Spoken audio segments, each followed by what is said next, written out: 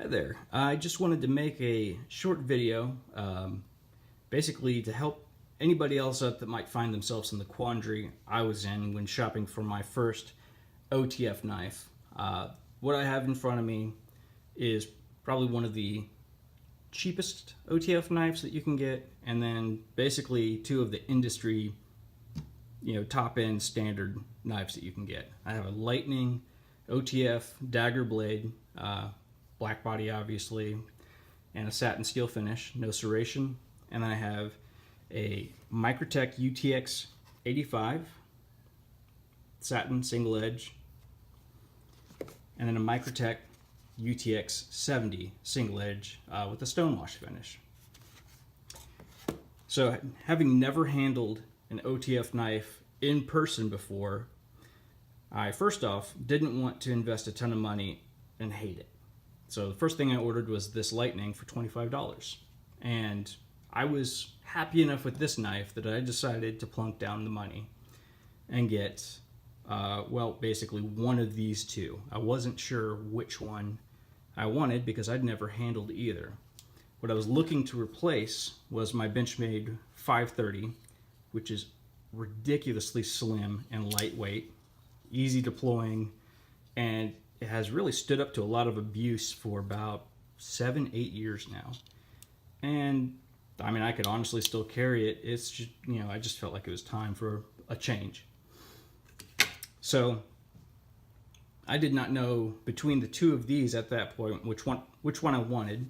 So I ordered both.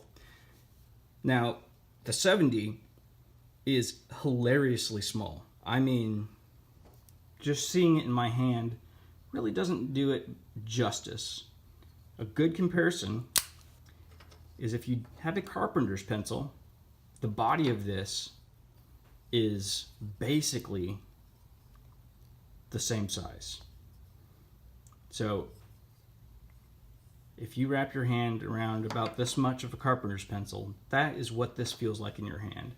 And that's the kind of information that I really couldn't quantify online. Just seeing a picture of it in someone's hand doesn't really transmit to me what it feels like, but most people will have access to, maybe one of these $25 carpenter's pencil. This is $25. So this would be cool for, I don't know, maybe dress pants or basketball shorts. It was definitely too small for my purposes. But while we have this out, we can take a look at the difference in surface finish. So that is the stonewash on the right, and that is the satin finish on the left. This is a little more chaotic than I thought it would look. It's still a nice finish, low sheen. So I'll go ahead and take this guy out for now. Now between these two, they're roughly the same size. This one is clearly a knockoff of a Microtech. There's no question about that. Now this one feels much chunkier in your hand and in your pocket.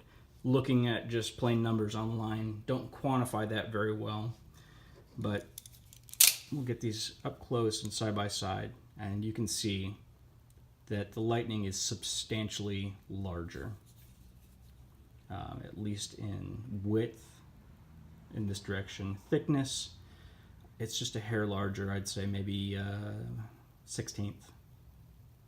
And it's a fair amount longer. Blade length, I'd say about 3/8 of an inch longer. Not apples to apples here because I wasn't able to get a single edge. By the way, I highly recommend a single edge unless you just have a need for a dagger blade, because I often use a knife with my thumb on the back to help control a cut. We can get into some actual numbers if that helps anybody. So the narrowest width here, 7/8 of an inch, 0.84. Narrowest here is 1.09, about 1 1/8 inches. And the widest, let's just collect this slide in here as well, is about 1.29, about an inch and 5/16. Widest here, 1.82, about an inch and a 32nd. Thickness, 0.521, 0.478. Blade length, just the sharpened portion, because that's typically what the law cares about. Just under 3.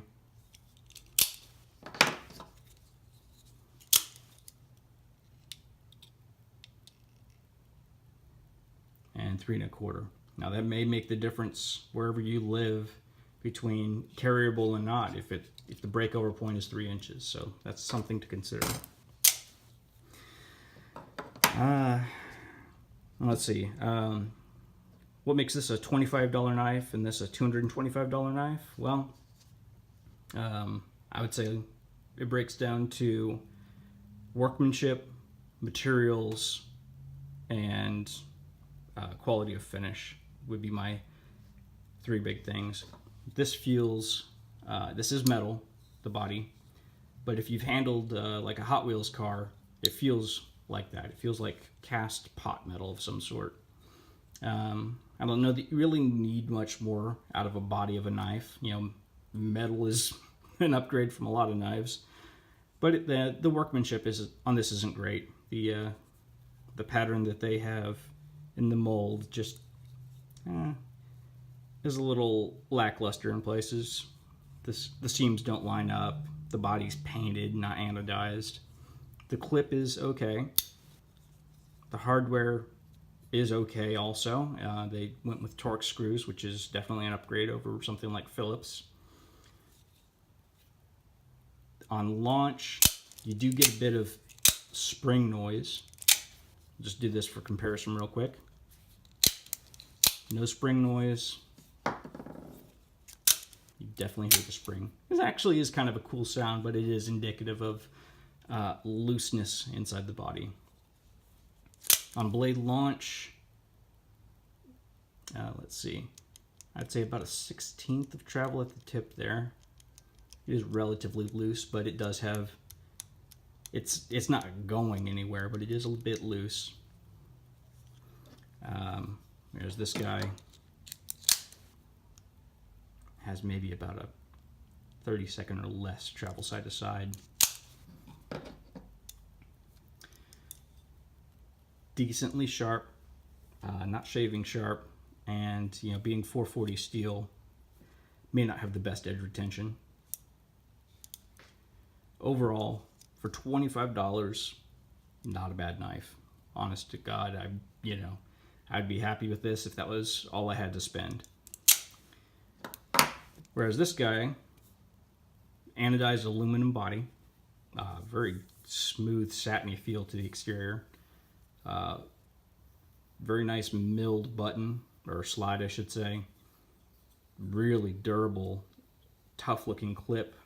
Date of manufacturers, January 2019. Got a serial number. Really interesting design on this glass breaker. Sorry for not being centered there. Lanyard loop, some proprietary hardware. Do not try to take this knife apart. It'll void your warranty. Don't even try to sharpen it. It'll void your warranty. They want you to send it back for sharpening. Free sharpening. You have to send it along with $15 for shipping.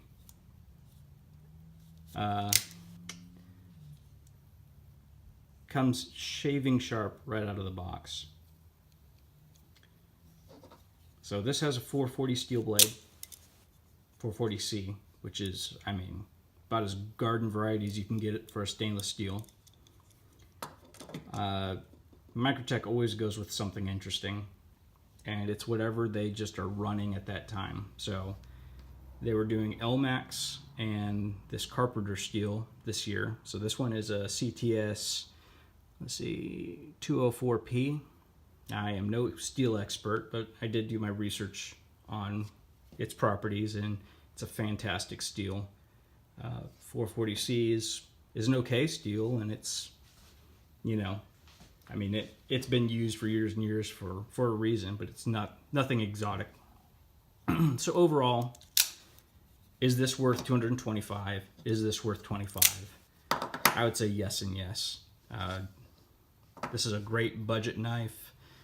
I don't know, I can't speak to its longevity, but I've carried it around for a couple weeks, and I was happy enough with this experiment into the OTF world to drop $225 on a Microtech, on the real deal.